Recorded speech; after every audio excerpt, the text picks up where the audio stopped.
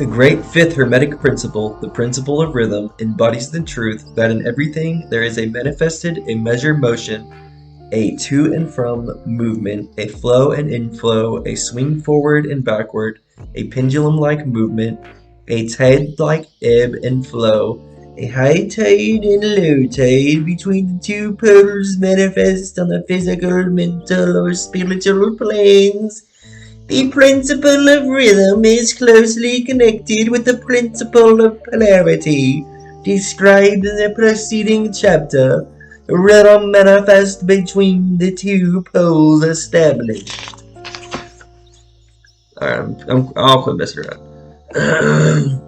This does not mean, however, that the pendulum of rhythm swings to the extreme poles, for this rarely happens. In fact, it is difficult to establish the extreme polar opposites in the majority of cases, but the swing is ever toward the first one pole and then the other.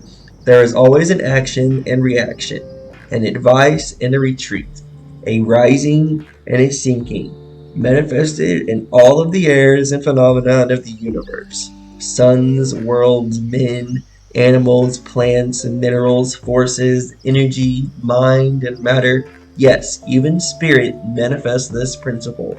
The principle manifests in the creation and destruction of worlds, in the rise and fall of nations, in the life history of all things, and finally in the mental states of men.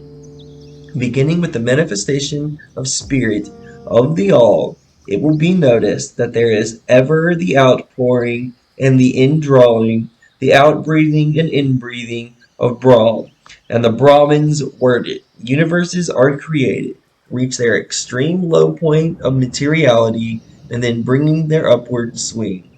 Suns spring into being, and then their height of power being reached. The processes of retrogression begins, and after aeons they become dead masses of matter, awaiting another impulse which starts again their inner energies into activity, and a new solar life cycle is begun.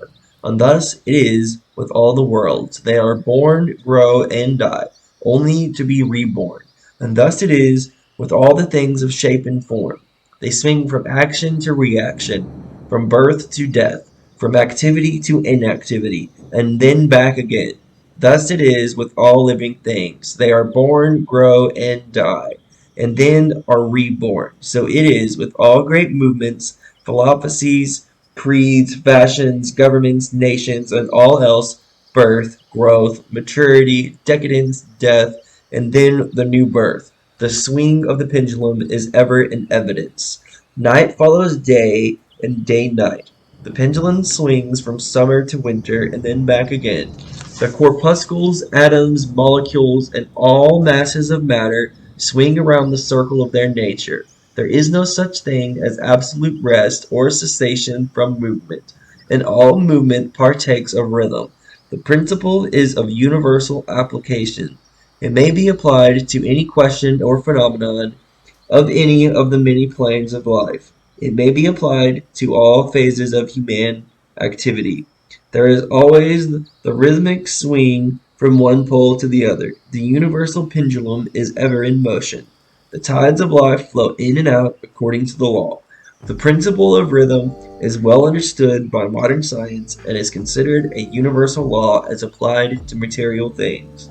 But the Hermeticists carry the principle much further and know that its manifestations and influence extend to the mental activities of man, and that it accounts for the bewildering succession of moods, feelings, and other annoying and perplexing changes that we notice in ourselves. But the Hermeticists, by studying the operations of this principle, have learned to escape some of its activities by transmutation. The Hermetic masters long since discovered that while the principle of rhythm was invariable and ever in evidence in mental phenomenon, still there were two planes of manifestation so far as mental phenomena are concerned. They discovered that there were two general planes of consciousness, the lower and the higher, the understanding of which fact enabled them to rise to the higher plane and thus escape the swing of the rhythmic pendulum which manifested on the lower plane. In other words, the swing of the pendulum occurred on the unconscious plane, and the consciousness was not affected. This they call the law of neutralization. Its operations consist in the raising of the ego above the vibrations of the unconscious plane of the mental activity, so that the negative swing of the pendulum is not manifested in consciousness, and therefore they are not affected.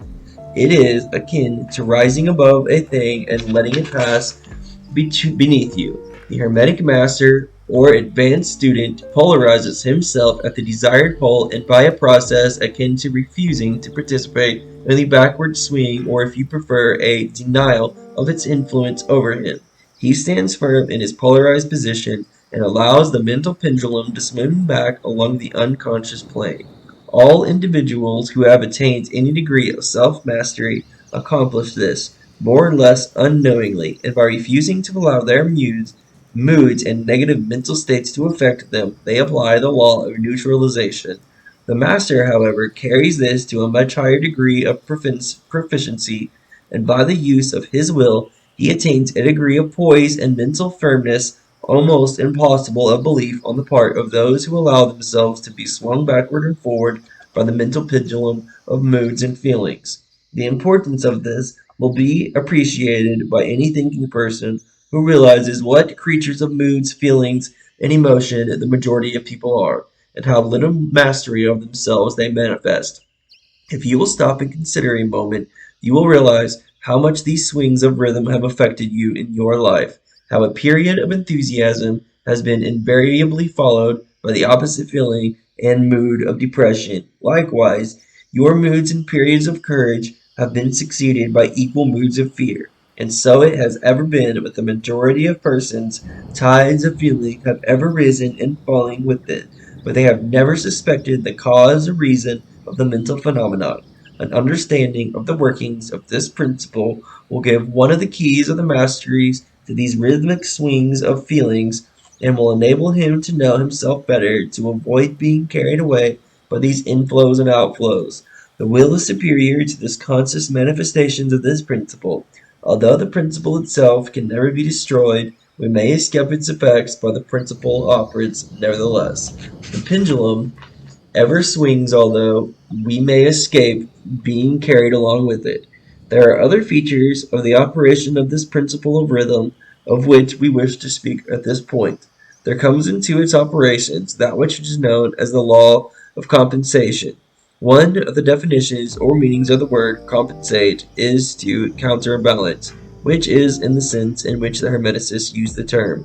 It is the law of compensation to which the Kybalion refers when it says, the measure of the swing to the right is the measure of the swing to the left. Rhythm compensates. The law of compensation is that the swing in one direction determines the swing in the opposite direction, or to the opposite pole. The one balance or counterbalance the other.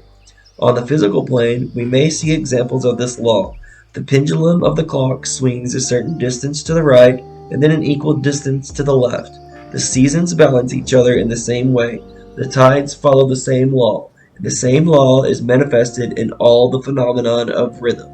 The pendulum with a short swing in one direction has but a short swing in the other, while the long swing to the right invariably means the long swing to the left. An object hurled upward to a certain height has an equal distance to traverse on its return. The force with which a projectile is sent upward a mile is reproduced when the projectile turns to earth on its return journey. This law is consistent on the physical plane, as reference to the standard authorities will show you, but the Hermeticists carry it still further. They teach that a man's mental states are subject to the same law. The man who enjoys Keely is subject to keen suffering, while he who feels but little pain is capable of feeling but little joy. The pig suffers but little mentality, and enjoys but little he is compensated. And on the other hand, there are other animals who enjoy keenly, but whose nervous organisms or temperament cause them to suffer exquisite distress of pain. And so it is with man.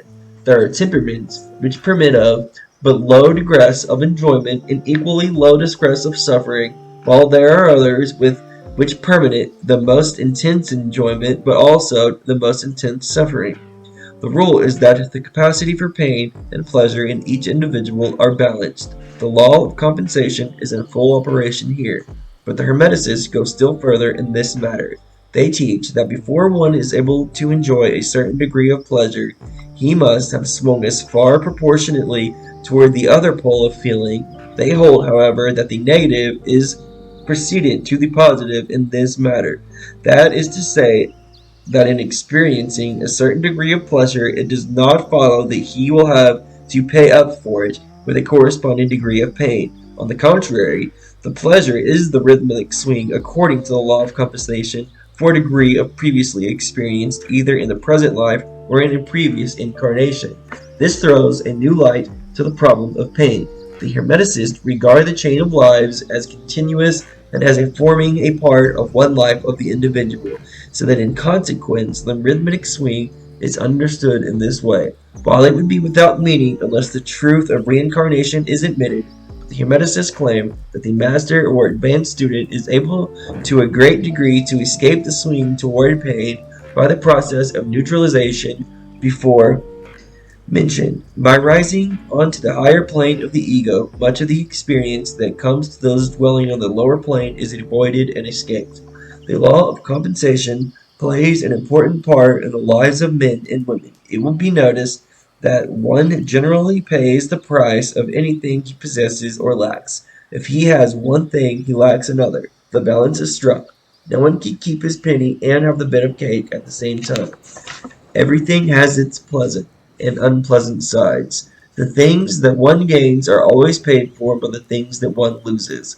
The rich possesses much that the poor lack, while the poor often possesses things that are beyond the reach of the rich. The millionaire may have the inclination towards feasting and the wealth whereof to secure all the dainties and luxuries of the table, while he lacks the appetite to enjoy the same. He envies the appetite and discretion of the laborer who lacks the wealth and inclinations of the millionaire, and who gets more pleasure from his pain of food than the millionaire could attain even if his appetite were not jaded nor his discretion ruined, for the one's habits and inclinations differ. And so it is through life. The law of compensation is ever in operation, striving to balance and counterbalance and always succeed in time, even though several lives may be required for the return swing of the pendulum of wind. The pendulum of rhythm.